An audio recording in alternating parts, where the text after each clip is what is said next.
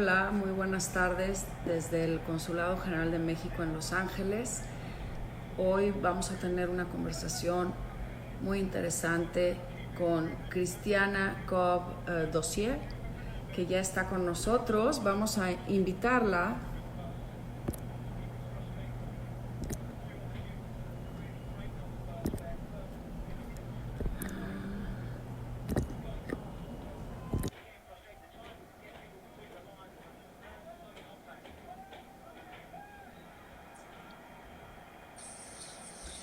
Hello!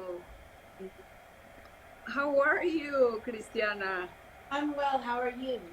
Fine, fine. We're very happy at the Mexican consulate to have the opportunity to talk to you and mainly to learn from you how to be better at addressing the issue of racism and even more to end it. Yeah. So, thank you so much for coming.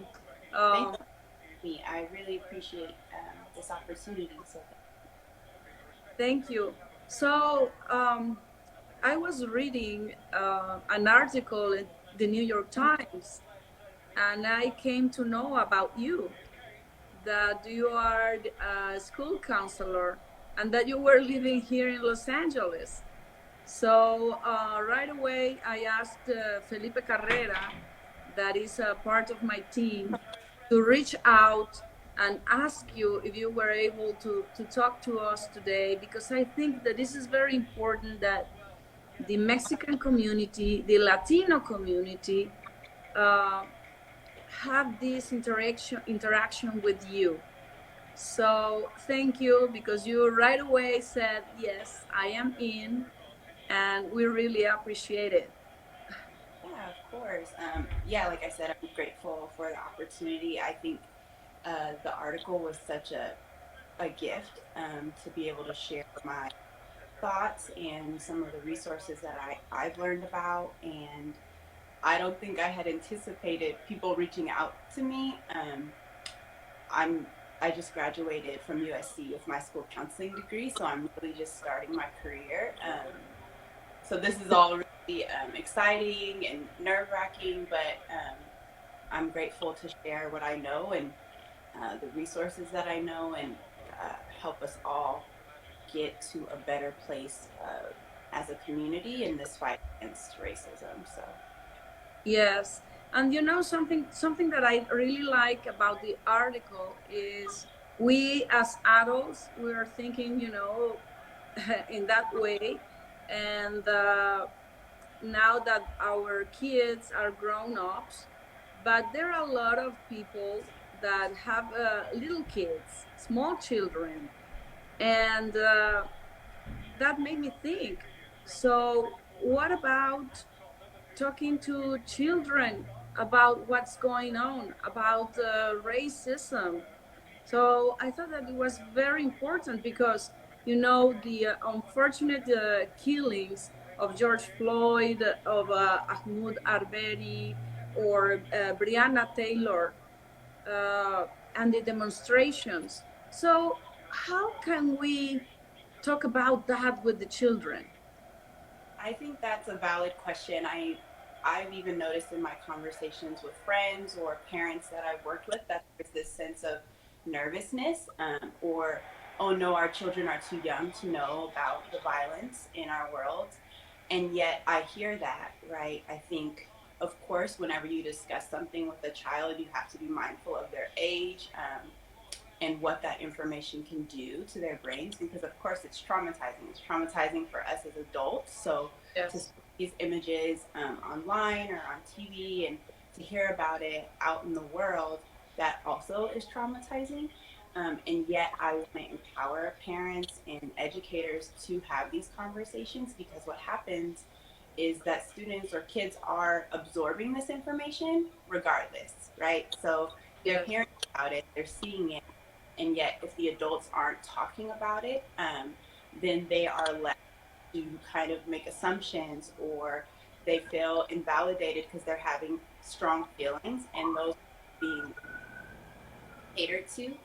And so I think one way is to look into research or books that do talk about racial injustice, racism, the different struggles of African Americans and other people of color, and have those conversations in your house to normalize that we are different, right? And that we all experience life in very different ways. And the world is set up so that um, some have it much harder than others, and specifically, Black people have it much harder than other communities. And then breaking out um, to discuss, the different fights for the Latinx community, for the Asian American community, the Indigenous community. So I think all of those conversations are really important to have the adults in their lives. Of course. Look, someone here is saying that my daughter asked me why her color is bad. So what do you answer? What do you tell her? Exactly, right. So kids are seeing this, right? And we even see kids at protests with signs that say like, I saw an image of a little boy holding a sign, and he goes, "When do I go from being handsome to being a threat?" And I think that image was so powerful for me. One, I'm a big sister, and I have a younger brother who was a little boy at one point, and it's like, I value his life, and to know that as a Black man, the world sees him as a threat, no matter how much education he has, no matter how sweet he is, right? The world can perceive him, myself, um, our parents as threats. And so I think one thing for that parent who asks, like, why does the world see my color as bad? I think it's important to have that conversation of like, this is how America was set up, right? I think one piece is that in schools we don't teach the real history of America, right? Or we teach the history of America, but from a white supremacist view. And so having those historical conversations that point out the resilience of our people, and yet how the world perceives us, if that makes sense. But for example, for this girl that says why my color is bad, is something that she was, she has that idea because she was born with it, or is that her parents contributed to have this idea? Because it's the way that I always say that you have to lead by example. So this is very important. And are children racists, or? That's a really important piece. Kids start noticing the differences in race as early as age 2. There's like research to back that up. Yeah, 2 years old, they start to notice the differences in race. And even by age 3, they have like, they're able to distinguish which playmates they choose. They may start choosing playmates based on their race. And so I think a piece of it is the way that the world perceives people. So a lot of the images on TV, when we see images of bad people, they are often those with darker skin, Black people, or Mexican Americans, or indigenous folk, right? So the images that children even receive in cartoons or on the news, the bad guy is often someone, is a person of color, right? Mm-hmm. Black males are often labeled as the bad guy, or trans folks as the bad guy, or the outcast, right? And so, rant, but I think one part is for parents to have that conversation. So when that child asks, why is my color bad? Ask them, what makes you think that? Or what is making you ask that question, to see where they kind of got it from. I don't think children are born racist, but they live in a racist world. So they pick up these cues, and how adults respond, that's what they're picking up on. Yeah. Yeah, because I saw an experiment with the kids, but these were like 6, 7 years old kids, and they were showing a baby, a toy, a doll. It was black and white, and they usually went for the white And they said, well, why did you choose it? And they said, because I think it's nicer, or and the other was beautiful. And they were like with this assumption that was a bad thing, you know. um, so when you're in that stage, why, what do you tell them? Mm-hmm. I think you tell them, one, you affirm them in their identity, you affirm them in their race, in their culture, in their ethnicity, because what you see for that kid who's saying, like, my color is bad, it's clear they don't have enough images that their color is good, right? So I think it's good for parents to even think of the books that their children are reading or that they're reading to their kids. So they have books that celebrate different ethnicities, different races, different cultures, different genders. Do they have TV shows or movies that they're promoting? And when those ideals are pushed, that whiteness is better, right? Or anti-blackness, when those ideals are being pushed in the media or things that they're seeing, are they talking to their kids about that? Because often we see anti-blackness in all the things that we're watching or consuming, and yet the adults aren't saying anything. So that puts the idea in the kid's mind, oh, this is how it's supposed to be.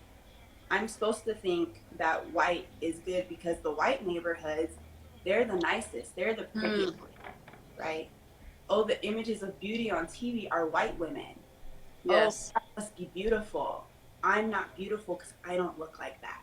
But when the adult doesn't say anything or combat that with, oh, you are beautiful, but the world is choosing to promote that you're not, I think that's a mistake on the adult part. No. Okay. About that. Yes, definitely. And so arts, culture, and education are very important elements to help uh, to end with racism, right? That definitely helps. It's a step for sure. Addressing our own bias, our own internal views, our own anti-blackness, right? I think specifically the Black Lives Matter movement, we're seeing a big push for it right now, but this movement's been around for a while, and a lot of people were saying, oh, all lives matter, all lives matter. And we find that phrase very problematic because it's negating the fact that Black lives don't matter in our society. So all lives clearly don't matter if Black lives are not part of that all. And we see that they're not. Well, So we have to confront those too. you're telling me that this movement have been for so long. So what do you think about the momentum? Do you think that now is really the opportunity to shape a different future? I think the momentum is super important. I think there's a reason why we're seeing such movement. If you think about it, this COVID has been awful, right, for our whole world. And yet, at the same time, we've all been experiencing the devastation of COVID. I think it brought to light the many disparities in our communities, right? The lack of resources in the Black communities, the fact that African Americans were dying at much higher rates from COVID, often essential workers, often having health concerns based on where we live, the kinds of, or the lack of health services, all of those things, right? So COVID brought a lot of that up. And at the same time, many of us are unemployed, right? I was a teacher's assistant as I was finishing up my program. And when schools closed, I lost my job. And so I've been at home. So we've been watching all of the injustice in a way that maybe we haven't paid as much attention to before, or people haven't paid as much attention to. And their ability to be more politically active because they're not at work. When a protest happens at 10 o'clock, people are often at work. Yes, that's true. Yes. We're out in the streets. We're pushing for change where before folks maybe didn't have that flexibility or were unable or choosing not to pay attention. But it's hard to pay attention, I think, right now because of the fact that we have been quarantined. We've all been going through this together. And so I think Right.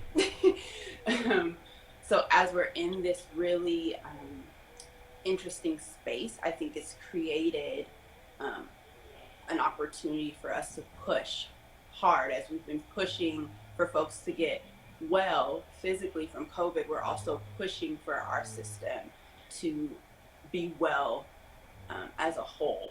Um, Of course. So specifically, what are you doing now? So what I've been doing personally, I really agree with the push in LA to defund the police because I think it's really important. I've been following Black Lives Matter LA, the People's Budget, and other organizations that have been pushing for the People's Budget because I think that's a huge piece, right? Of course, we know the whole system is jacked up, but I think the criminalization of Black people, brown people, and people of color is huge, right? And all the funds that we're giving to police brutality essentially is harming us. That's why it's harder for us to get health services. That's why it's harder for us to get homes. I'm an educator, so I care about schools. Um, that's why some kids couldn't get laptops, right? Because there's no funds for their schools. That's why some kids are hungry, right? And that's why they act up in class, not because they're bad, because they're hungry and their community doesn't care enough about them to get the food that they need so they can focus in school, right? So that's something I've been doing, calling city council, call your city council member. I know they've made some moves, but we know it's not enough. We need real change. We need to abolish this system and start over and really care about public safety. Um, Other things I've been doing, I've been reading. I've been reading a lot, y'all. I have been researching even more so than before on different practices, on ways to help our kids understand these big topics, on how to even talk to our family members. Um, of course, I'm obviously Black, so this is my struggle, but for my ally friends out there, I've been encouraging them to be accomplices. Just stand next to me and say, you love me, go out there and fight. Um, Of course. Talk to Be committed. your, Yeah. your city Embrace it. council. Of course. I think I'm losing you. Well, now we're back. And I want to ask you something about you said about intersectionality. Intersectionality. That is, when you are woman, you are poor, and you are brown or you're Black, how do all these factors play, and how can we uh, um, help and assist to change that? That's a really important question. So, yes, we all live in different intersections, right? So, one, I think it's important to notice the intersections in yourself. And two, look at going back to bias. What biases do you have within your own community? And how do you also see those biases play out in um, other communities? So, for instance, I'm also queer, married to a woman. So, that when we say all Black Lives Matter, like that is a piece of identifying that trans and queer folks within the Black community have suffered in the midst of this movement, right? So, though we have been out there for Black Lives Matter saying our lives matter, when a trans woman specifically is killed, we don't see the large movements that we see like we see when a Black man is killed, right? Mm-hmm. So out, oh, we care more about men than we do about trans women or queer folks, right? And that's a problem. So um, one starting to notice those biases, like, oh, why don't I care as much when a trans person is killed? Mm. What I should care about that, right? So asking yourself those questions, um, and even diving a little deeper into the different pieces of a community. So, like, do I care more about light-skinned African Americans than I do dark-skinned African Americans. Why? What's there? Because a lot of these issues, honestly, you all, is it's white supremacy. Like, we've been taught that whiteness is better. Not even just whiteness, white hetero maleness is the best. And so when we stray away from that, when you're even further from that, right, you begin to notice, oh, those things, those identities are disvalued more and more and more. Yes, it's very interesting because there's a Netflix series that is called Gentified, or Gentified as Gentrified, but it's about Latinos living in East LA. And there's an artist, and she is, well, she has her couple is another woman, and is black, and she is brown. Well, she's Latina, and she was hired to paint a mural in this very Hispanic neighborhood, and she painted two men kissing each other, two luchadores, lucha libre, these fighters with the masks. Yeah. And she painted these two guys kissing each other. And she was so proud about her painting. But the woman that was older, and I want to talk about a little bit about that in the intergenerational dialogue and understanding. She was a Hispanic 70-ish old woman that used to have a little store to sell to the community, and the mural was there, and she was offended because everybody there said, how come do you have that? And all the community went there and scratched it over. So how can we start, and what advice can you give us here at the Mexican consulate, that we have this opportunity to reach out to the community, the importance about respect, the different views and the differences among us? Mm-hmm. I think workshops, town halls, small groups, even obviously right now we are still social distancing, but having different spaces for folks to share their story. I also have a background in journalism, so I really value someone's individual story. And I think one part of that is hearing or listening, right, to someone. So for the woman who was offended, I would want to know what about this is offensive to her, right? What is it bringing up for her? And then for those in the community, because I'm sure there were some who finally felt seen by her mural, for them to hear each other's stories, I think is very powerful. But if you're going to do that, obviously you need to be ready to listen.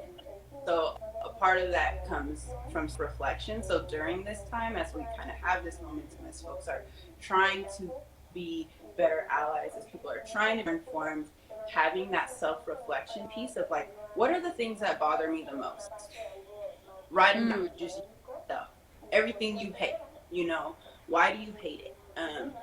And ask yourself why.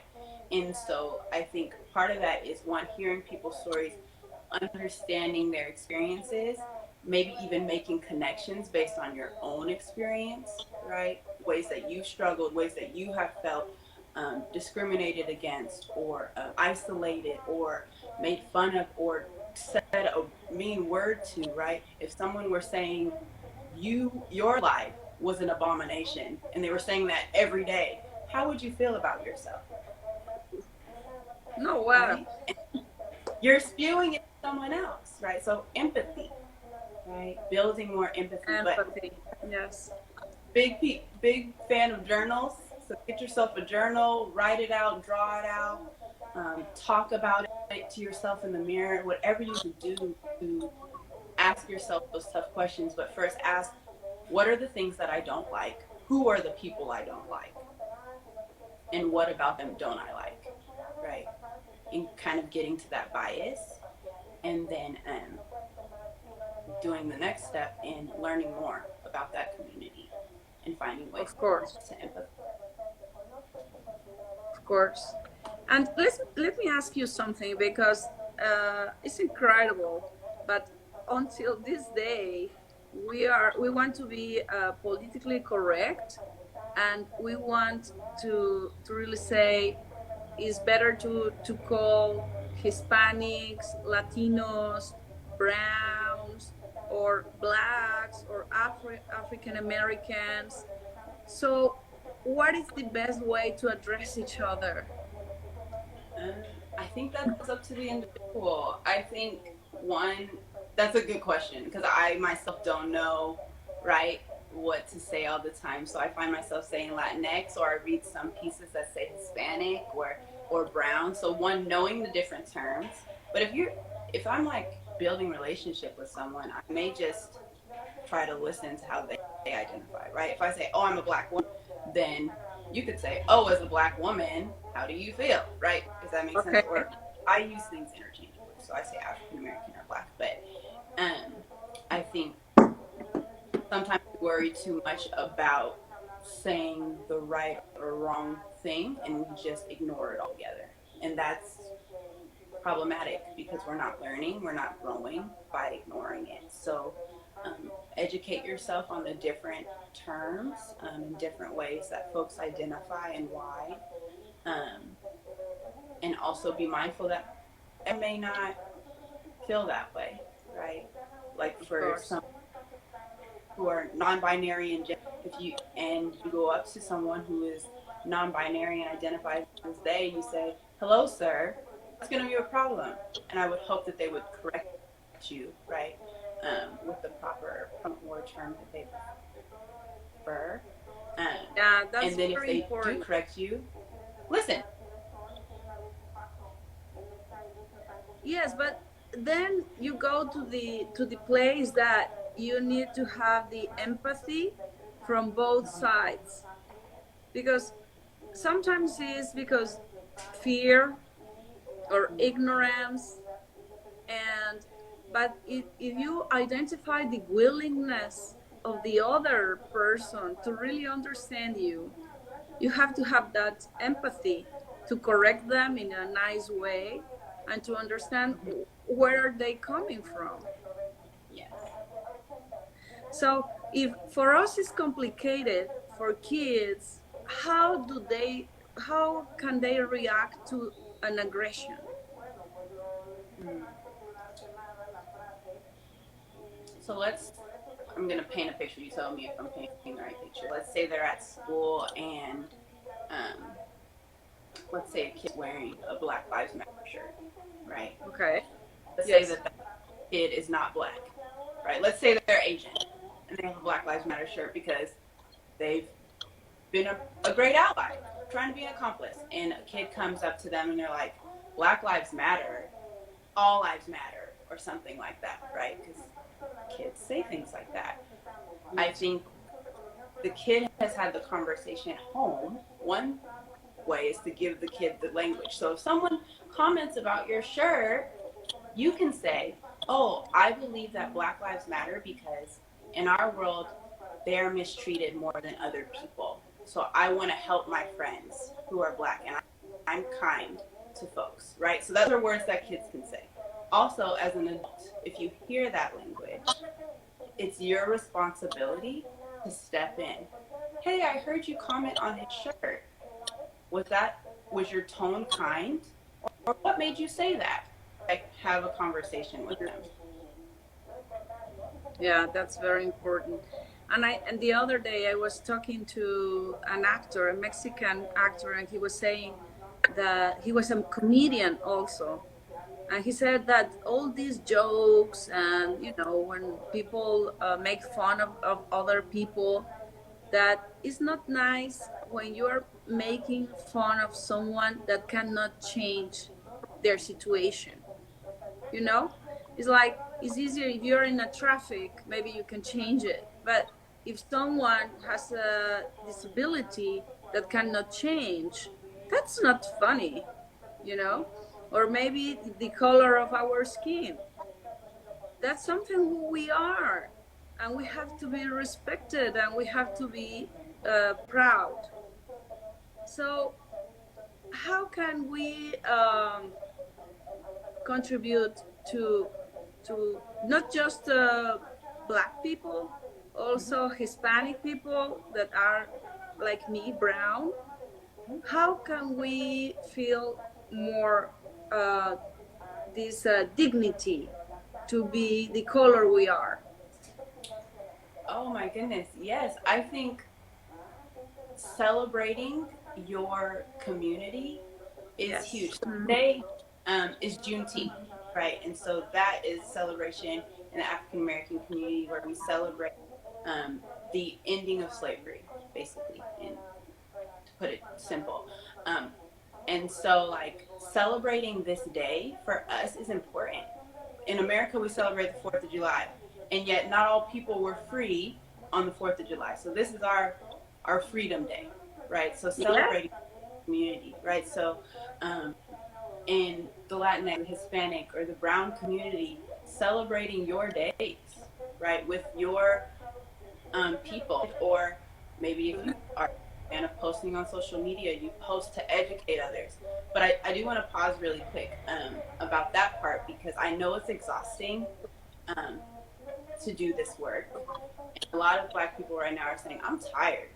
I'm tired of educating people on our struggle. I'm tired of telling people why they need to celebrate our liberation or want us to be liberated.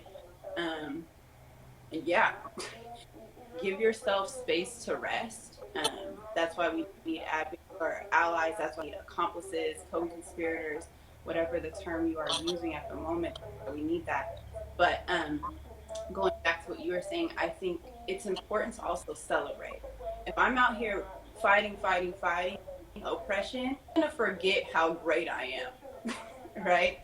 So Of course. celebrate your wins, celebrate the resilience of your community because um, Black, Indigenous, and other people of color, Hispanic, Latinx, brown folks, we have been through so much in all of our respective struggles, and yet we're still here, right? We haven't gone anywhere.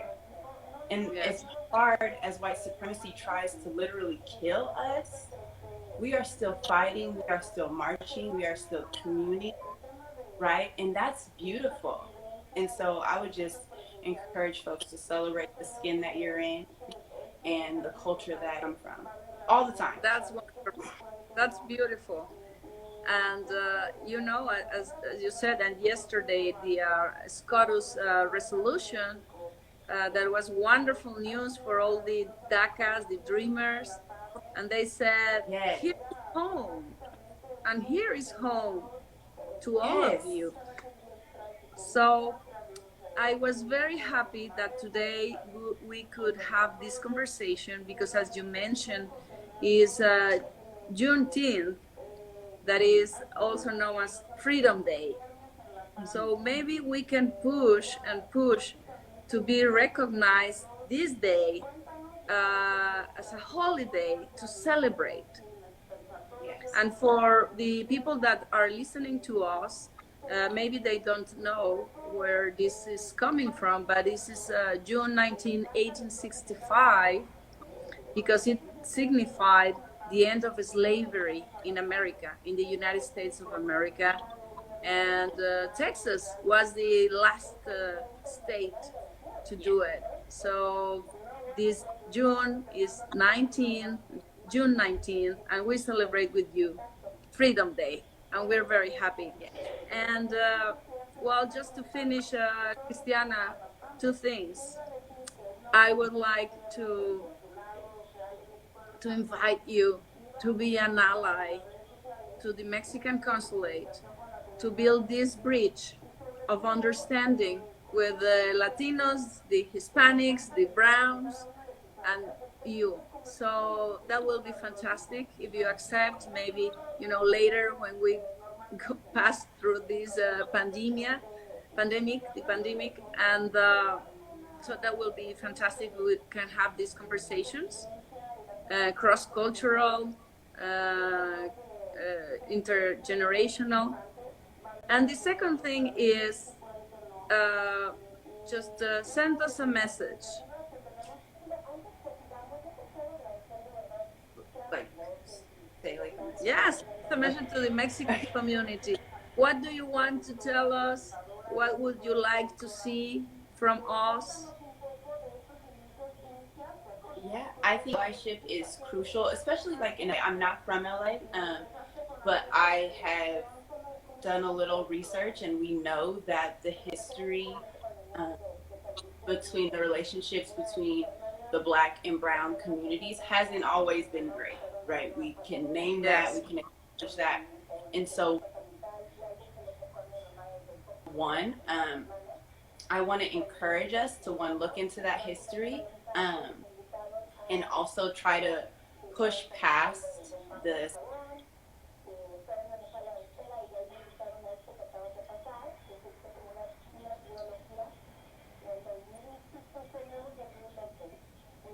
Okay. Well, thank you. Did I Thank lose you connection? so much. Yeah, we're back. So thank you for your willingness, your generosity, Christiana. I think was wonderful to get to know more, and we're starting in this moment. We're starting to build this bridge. Awesome. I'm so excited, and I know that be working together in this will only get us closer to where we want to be. So, thank you.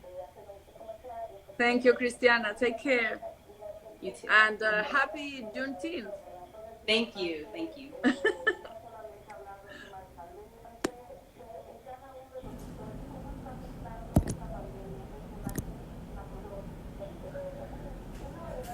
Hola, muy buenas tardes desde el Consulado General de México en Los Ángeles.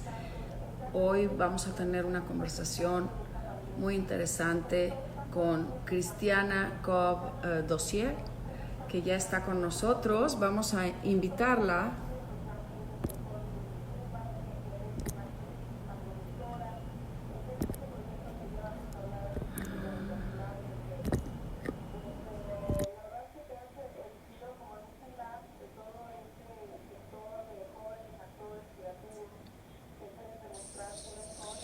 Hello.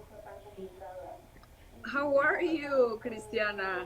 I'm well. How are you? Fine, fine. We're very happy at the Mexican consulate to have the opportunity to talk to you and mainly to learn from you how to be better at addressing the issue of racism and even more to end it. So thank you so much for coming. Thank you. I really appreciate this opportunity. Thank you. So I was reading an article in the New York Times, and I came to know about you, that you are a school counselor and that you were living here in Los Angeles. So right away, I asked Felipe Carrera, that is a part of my team, to reach out and ask you if you were able to talk to us today, because I think that this is very important, that the Mexican community, the Latino community, have this interaction with you. So thank you, because you right away said, yes, I am in, and we really appreciate it. Yeah, of course. Yeah, like I said, I'm grateful for the opportunity. I think the article was such a gift to be able to share my thoughts and some of the resources that I've learned about. And I don't think I had anticipated people reaching out to me. I just graduated from USC with my school counseling degree, so I'm really just starting my career. So this is all really exciting and nerve-wracking, but I'm grateful to share what I know and the resources that I know and help us all get to a better place as a community in this fight against racism. So Yes. And something that I really like about the article is we as adults, we are thinking, in that way. And now that our kids are grown ups, but there are a lot of people that have little kids, small children. And that made me think, so what about talking to children about what's going on, about racism? So I thought that it was very important because, the unfortunate killings of George Floyd, of Ahmaud Arbery, or Breonna Taylor, uh, and the demonstrations. So how can we talk about that with the children? I think that's a valid question. I've even noticed in my conversations with friends or parents that I've worked with that there's this sense of nervousness or oh no, our children are too young to know about the violence in our world. And yet I hear that, right? I think, of course, whenever you discuss something with a child, you have to be mindful of their age, and what that information can do to their brains, because of course it's traumatizing for us as adults. So to see Yes. these images online or on TV and to hear about it out in the world, that also is traumatizing. And yet I want to empower parents and educators to have these